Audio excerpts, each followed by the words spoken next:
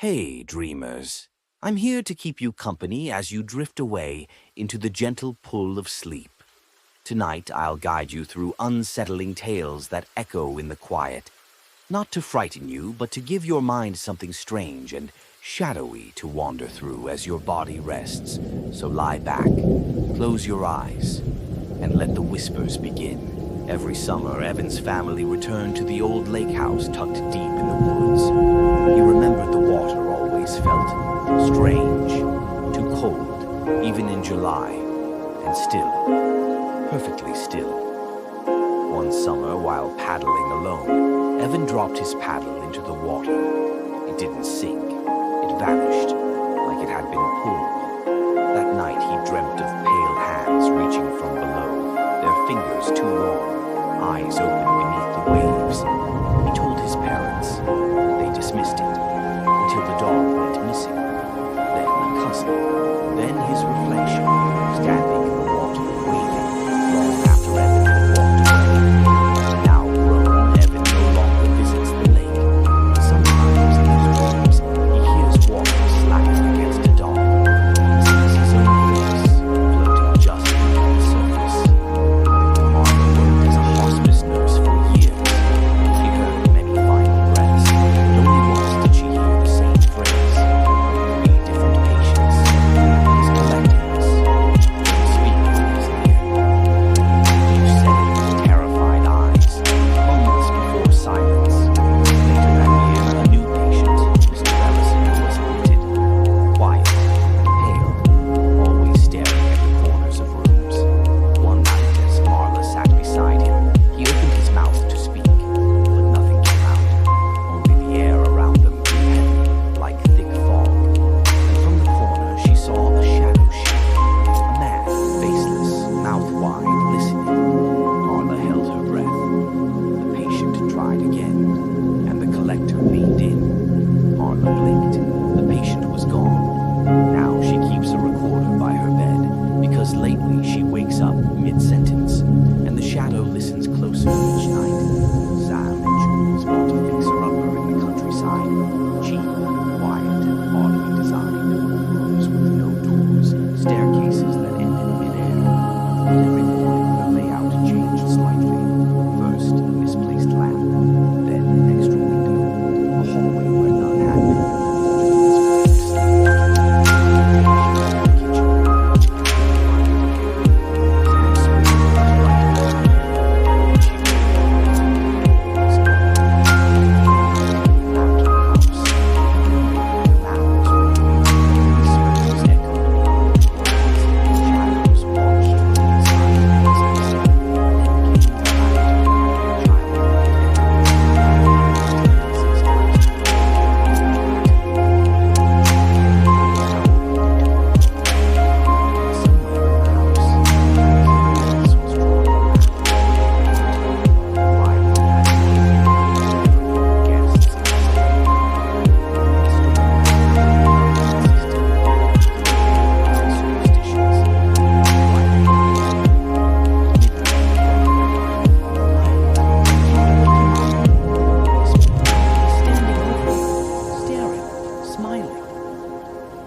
rushed up.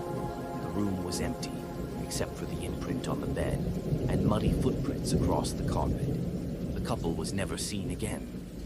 Now, every few months, someone checks into 7B, and every time Riley finds the room locked from the inside, with a single message scratched into the mirror. He walks when it rains. When Noah's family moved into the 100-year-old farmhouse, they found a doll sealed in the furnace, handmade with stitched eyes and a crooked smile. They joked about it until the furnace stopped working. Noah pulled the doll out.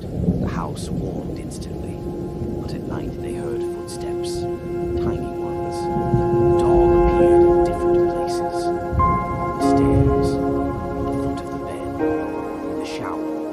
He tried to throw it out. It always came back. Then the children began sleep-talking in an old language. One night, Noah found all the family photos replaced with drawings of the doll, smiling wide, eyes open, waiting. He sealed it back in the furnace. Now, Carla bought the old farmstead, she didn't notice the small, unmarked grave in the back garden. It wasn't on the deed. No headstone, just a patch of earth where nothing would grow. Until it did. One morning, a strange vine began to sprout, pale and translucent, curling toward the window. She cut it, dug it up, burned it. But each night it returned, stronger, taller. The vines began tapping at her window. Then they whispered. Carla dreamed of a child, one buried long ago, forgotten by time and family. The grave wanted attention, recognition. But when she finally placed a stone to mark the site, the vine wrapped around it gently and stopped growing. For a week, then another vine grew. A second grave had awakened, and it wasn't alone. Liam drove for a rideshare company in a small town with a long stretch of empty highway known as the Fade. One rainy night, he picked up a rider from an unmarked gravel road. She wore a hood, didn't speak, and only whispered her destination. Keep driving. He glanced in the rearview mirror. She wasn't there, but the seatbelt was buckled, and the car was heavier. She gave directions, turn by turn, through back roads that shouldn't have existed. The radio played old static lullabies. Streetlights blinked out as he passed. Eventually, she whispered, "Here." He stopped before a tree with dozens of air fresheners hanging from its branches. He turned around. The back seat was empty, but his phone buzzed. Rating 5 stars. Under comments. Thanks for bringing me home. Timestamp 3:33 a.m. In the hallway of June's apartment was a door that didn't exist on the building plans. Flat, mediocre, no handle. Yet sometimes, late at night, she heard knocks from the other side. Software rhythmic. Waiting. She asked the landlord. It paled and simply said, "Don't open it." We sealed it for a reason. June had to know. One night she scraped the paint, found a keyhole. An old iron key appeared on the kitchen table the next day. She turned it. Inside, the room was pitch black, but cold wind blew from it, and faint music played. A lullaby she hadn't heard since childhood. She stepped in, and the door vanished. Now her neighbors sometimes hear tapping behind their walls, whispered singing, and sometimes, just sometimes, they hear June calling for someone to unlock the door. Nina never liked mirrors, not because of how she looked, but because they looked back at her. As a child, she saw something once. A man in the corner of the mirror, wearing a coat made of torn photographs. He never moved, never blinked, but he watched. Years passed. She moved out, grew up, forgot. Until one evening, after moving into a new apartment, she glanced into her bathroom mirror and saw the coat again. Only this time, the man was smiling. He appeared in every reflective surface, windows, water, the back of a spoon, always closer, always watching. Nina started covering her mirrors, but she couldn't cover puddles or shiny doorknobs. She tried smashing them, but shards only multiplied his gaze. The man never speaks, but one day soon, he'll step through, and the only reflection left will be hers. Theo lives in a town where no one speaks of the bells. At exactly 3:33 every morning, they chime, soft and hollow, echoing across the rooftops. No one knows where they come from. There's no bell tower, no church, but everyone hears them, and everyone stays inside. Theo, curious and defiant, decides to stay awake one night. He sits by his window, notebook in hand, ready to finally map the sound. The bells ring, temperature drops, and from the mist, figures begin to walk. They carry no lanterns, they wear no shoes, their faces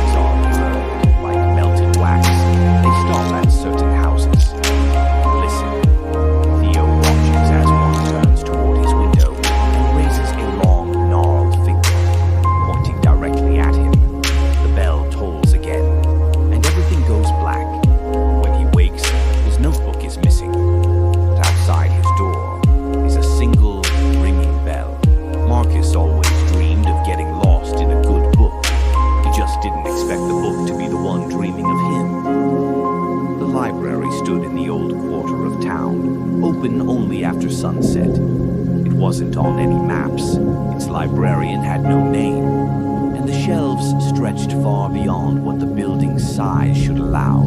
Books hummed there, literally, as if breathing. One night, Marcus found a book with no title, bound in soft, pale leather. When he opened it, the pages were blank until he blinked. Suddenly, words appeared. It was a story, his story. Every moment of that day written with eerie precision. Then it began to describe what would happen next. A shadow from aisle 7, a voice that spoke his childhood memory, the feeling of hands on his shoulders. No one there. He slammed the book shut and tried to leave. The rows had changed. The exit was gone. All around him, the books began to whisper. He's still there. Some say if you go to the right aisle at midnight, you can hear him reading, trying to turn a page. Ava started receiving letters, old-fashioned, handwritten, sealed with wax. Each one simply said, "Do not forget who you are." The first time she laughed. The second time she wondered. The third time she grew afraid, because by then she had started forgetting small things.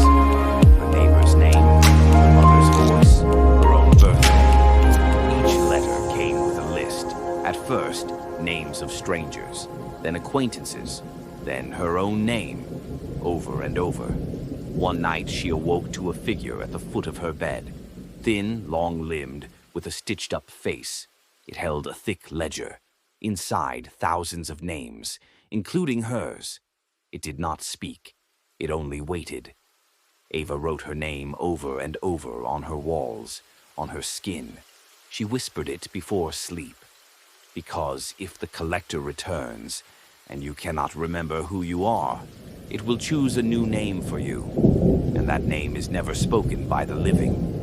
Each morning, Rachel's front door faced a new direction. At first, she thought she was disoriented.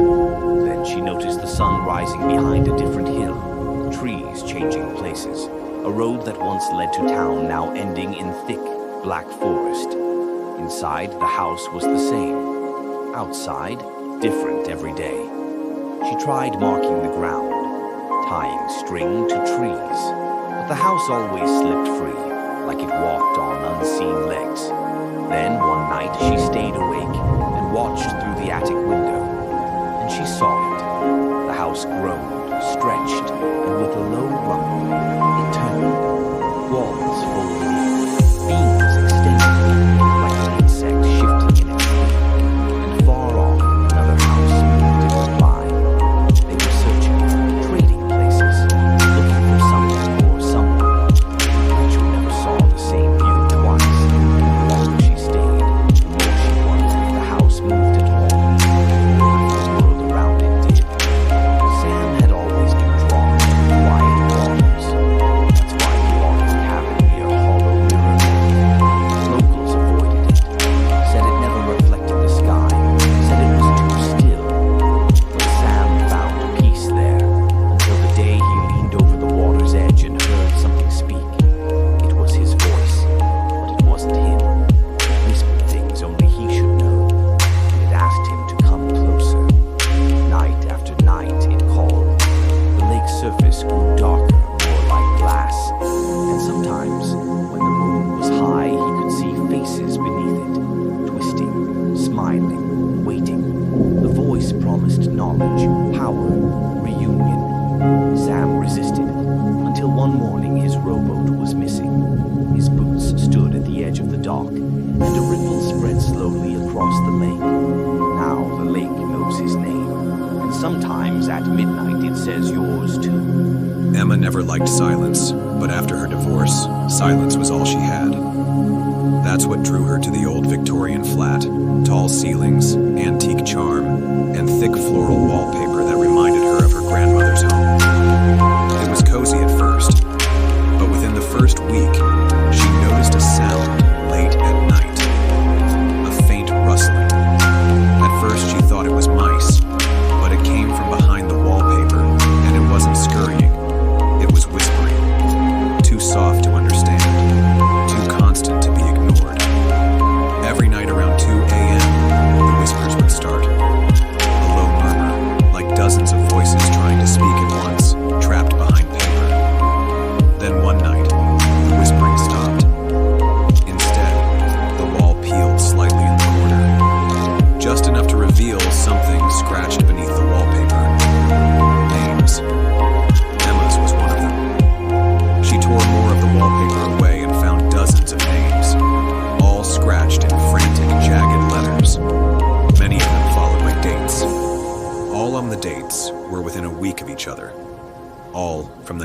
1970s.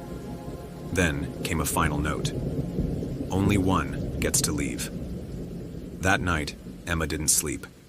The whispers returned, this time louder, and they were calling her name. The town of Pharaoh's Hollow had a rule. If someone knocks twice on your door during heavy rain, you don't answer. The first knock is to announce arrival. The second is to ask entry. And if you let him in, you'll forget who you are. It started with an old man in the 1940s who claimed a dripping, tall man in a tattered coat came to his door and knocked twice. He let him in. And 3 days later, the old man was found wandering the woods, speaking a language no one understood. Every decade or so, it happens again. Always during storms, always 2 knocks. Last week, Nora moved into her grandmother's home after she passed. A storm hit her first night there.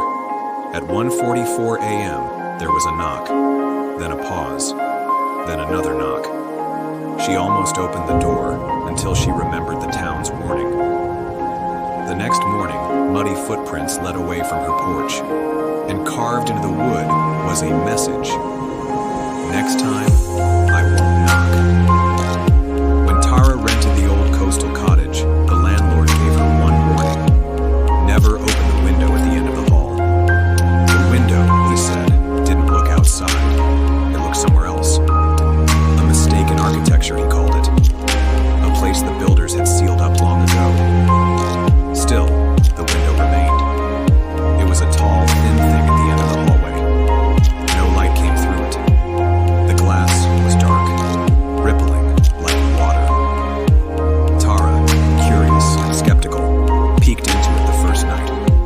She saw herself, but not quite. Her reflection blinked slower. Its mouth moved a half-second behind her own. And behind the reflection, where there should have been an empty hall, something else moved. Every night after that, the reflection got stranger. It started smiling when she didn't. It began mouthing things, until one night, it pointed at her, and behind her. When she turned, nothing was there, but the window's latch was unlocked. A soft breeze pulled at her nightgown. She never opened it. Not really.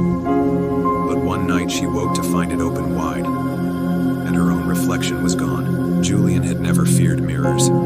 He found them comforting, in a way.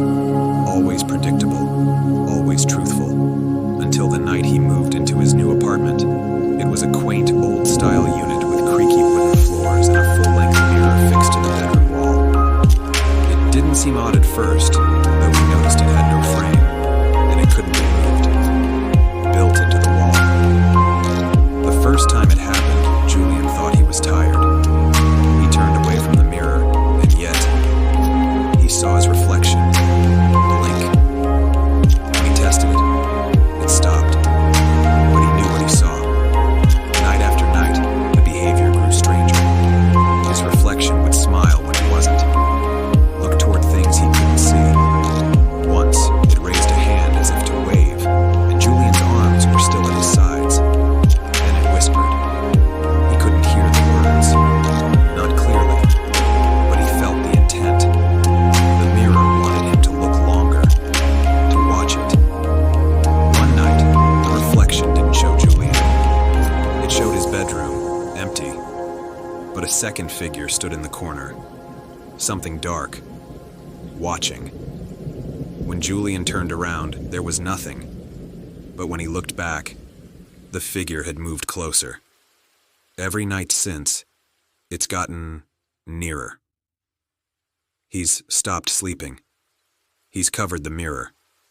But still, in his dreams, he sees it. A version of himself, with too many teeth, waiting to take his place. Henry was never meant to inherit the farmhouse. It was his uncle's, a man who vanished decades ago and was never spoken of by the family. But with no will and no other kin, the property fell into Henry's name. Set deep in the countryside, the house stood between acres of cornfields, worn down by time and silence. He moved in hoping for peace, a place to write and escape the noise of his life. The house had no internet, no reception, and only one landline, disconnected. But that was fine. He wanted quiet, until he found the basement door.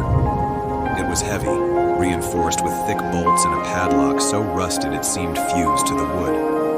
Carved into the door itself were 6 small words: "Do not open unless it calls."